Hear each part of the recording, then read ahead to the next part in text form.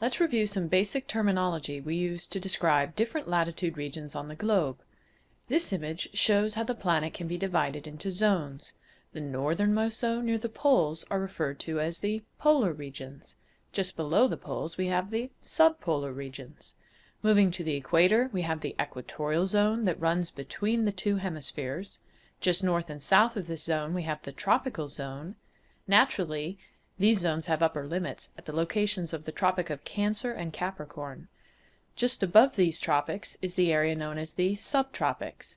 Between the subtropics and the subpolar region lies the temperate zone, otherwise known as the mid-latitudes. So once again, starting from the equator, we move from the equatorial zone to the tropical zone to the subtropical zone to the temperate zone to the subpolar zone to the polar zone. Pause now.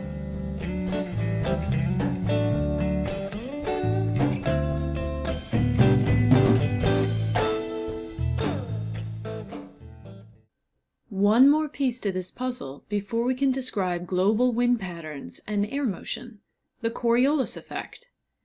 Because the Earth is a rotating sphere, anything that's connected to Earth's surface is also rotating with that surface, once every 24 hours.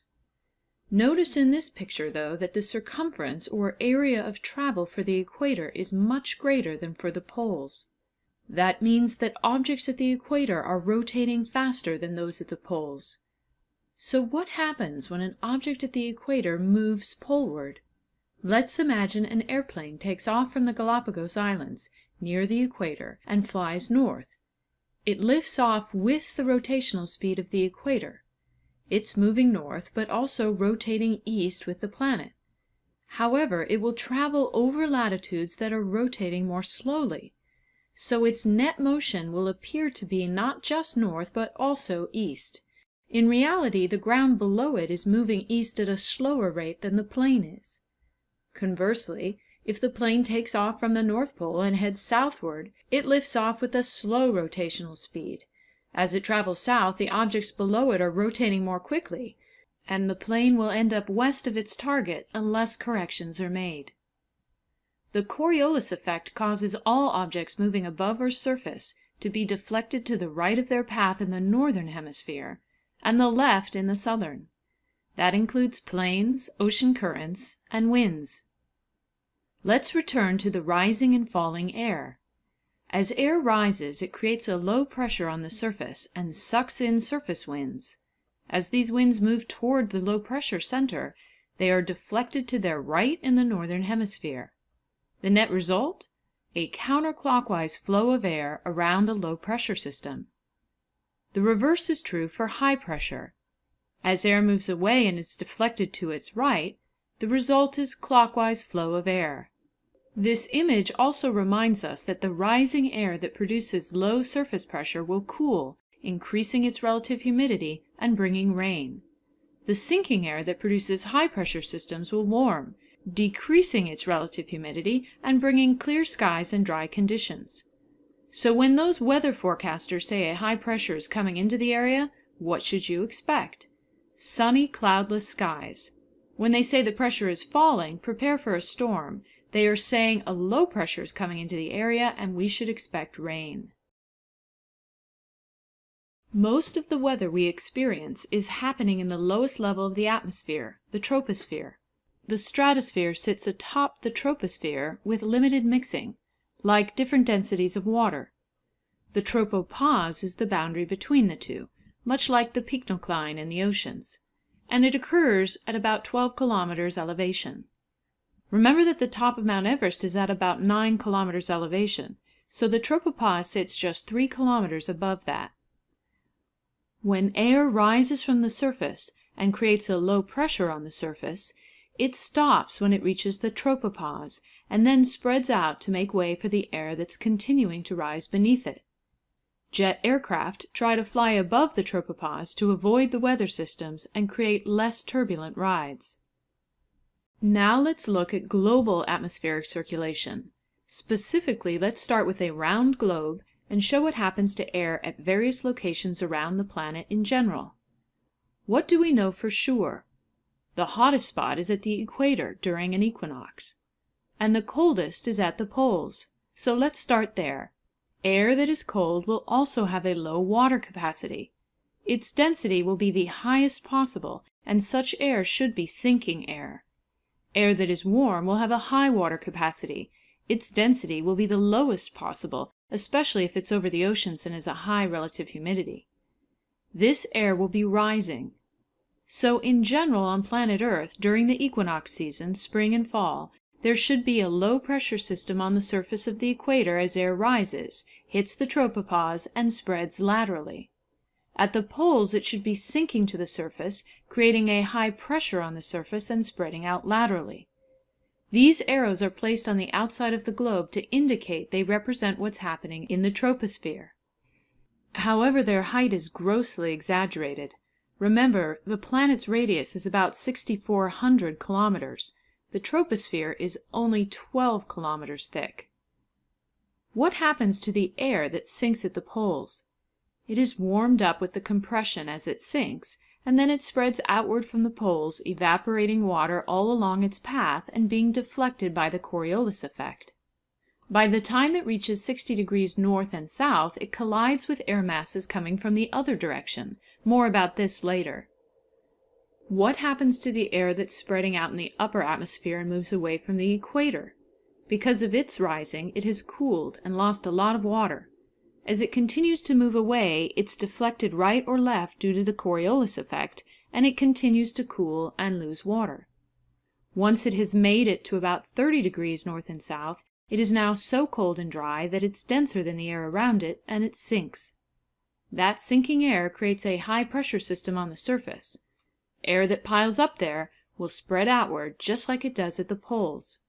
It will also warm up with compression, further decreasing its relative humidity, and become a major zone of evaporation in the world's oceans and land. This high-pressure zone, also called the subtropical highs, corresponds to the desert belts on land and the high surface salinity in the oceans, as discussed last week. What happens at 60 degrees north and south where we see two air masses colliding? These areas are called the polar fronts, and they represent areas of frequent storms. Ultimately, the cold, denser air is overridden by the less dense, warmer air. Where the warmer air is rising, we get a local low-pressure system on the surface, and rain along its journey upward and poleward. This air continues moving poleward and losing its water until it's cold and dry and sinks again at the poles.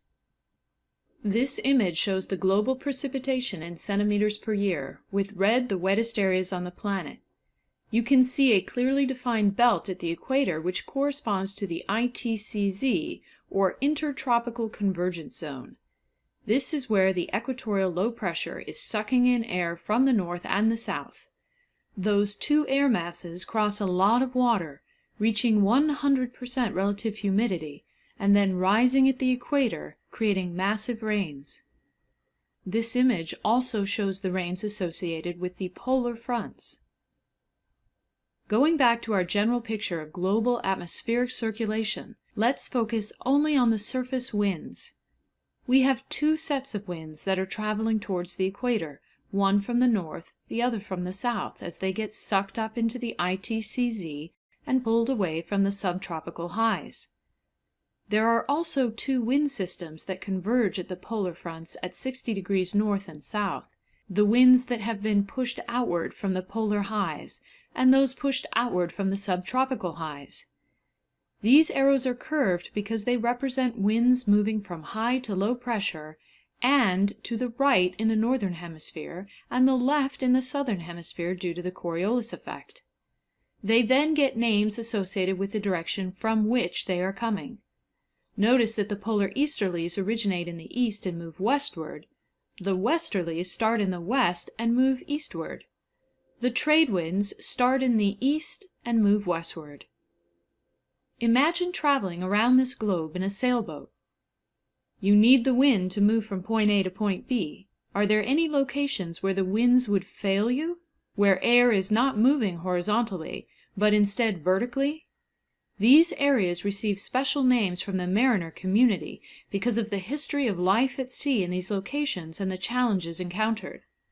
The ITCZ is also known as the doldrums. It is an area where sailing ships often come to a standstill, waiting for a breeze to move them along. For the early mariners, while they waited, they would use up their food and water. Fortunately, they wouldn't die of thirst, because at the ITCZ the only thing they could be assured of was plenty of rainwater. However, what was life like when a sailing ship hit the subtropical highs, otherwise known as the horse latitudes? While waiting for a breeze and eating all food and drink, no rainwater appeared. To the contrary, evaporation rates were high. It is rumored these mariners would toss overboard their horses rather than watch them die of thirst here, hence the name horse latitudes. Samuel Taylor Coleridge's Rime of the Ancient Mariner captures the mood perfectly in these few lines. Day after day, we stuck, nor breath nor motion, as idle as a painted ship upon a painted ocean. Water, water everywhere, and all the boards did shrink. Water, water everywhere, nor any drop to drink. So one last time, let's return to our general circulation pattern.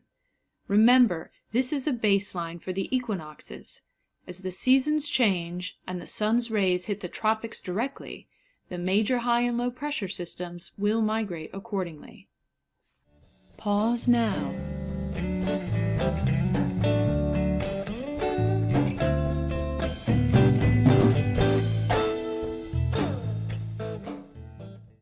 For more information and more detail, continue on to the next video in this series.